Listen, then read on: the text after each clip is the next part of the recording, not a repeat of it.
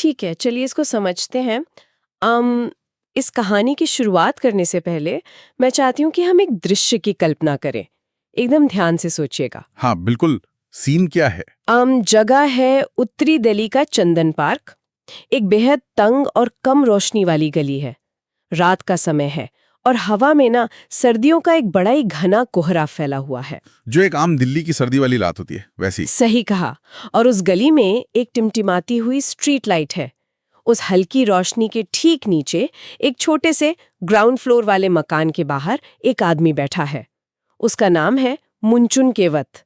पेशे से सब्जी बेचता है, लेकिन उसके चेहरे पर ऐसी घबराहट है जैसे उसकी जान निकल रही हो। और उसके पास शायद कुछ कागज भी रखे थे ना? हाँ, उसके सामने एक छोटी सी लकड़ी की मेज है जिस पर कुछ चिल्लर मतलब कुछ सिक्के बिखरे हैं, और उन सिक्कों के साथ रखे हैं ढेर सारे कर्ज चुकाने के नोटिस।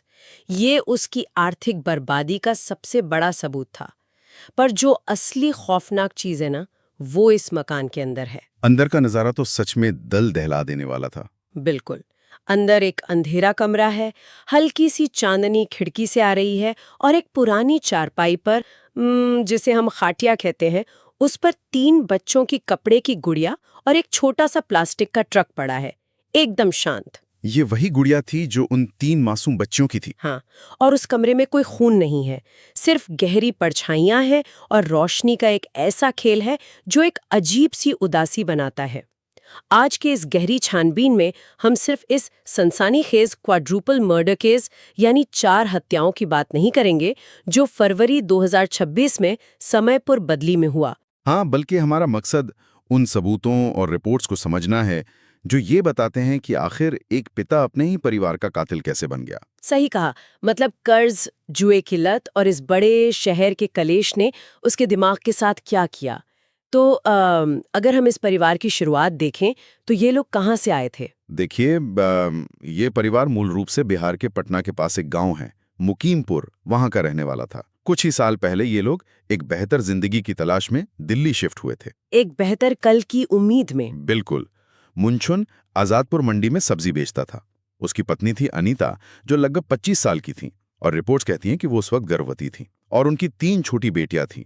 उनकी उम्र सिर्फ 3, 4 और 5 साल थी। बाप रे, 3, 4 और 5 साल, इतनी छोटी उम्र। यहाँ जो सबसे हैरान करने वाली बात है वो ये कि जब एक परिवार गांव छोड़कर दिल्ली जैसे मेट्रोपॉलिटन्स में आता है तो उनका स्ट्रगल सिर्फ पैसे का नहीं होता। हाँ, जैसे जब किसी पौधे को किसी नई मिट्टी में लगाते हैं ना, तो उसको जड़ें जमाने में बहुत संघर्ष करना पड़ता है।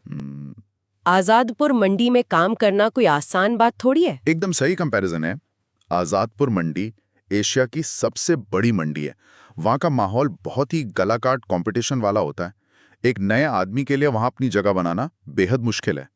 लेकिन इससे भी बड़ी बात है सामाजिक सहयोग का ना होना, जैसे हम लैक ऑफ सपोर्ट सिस्टम कहते हैं। मतलब गांव में आपके पास लोग होते हैं। हाँ, गांव में आर्थिक दबाव होता है, पर आस पड़ोस के लोग होते हैं। अगर घर में झगड़ा हो तो लोग बीच बचाव कर देते हैं। लेकिन नए शहर में एक तंग कमरे में आप बिल्कुल अकेले पड़ जाते हैं। ये जो आइसोलेट होना है ना, ये इंसान के दिमाग पर बहुत गहरा असर डालता है। पर देखिए,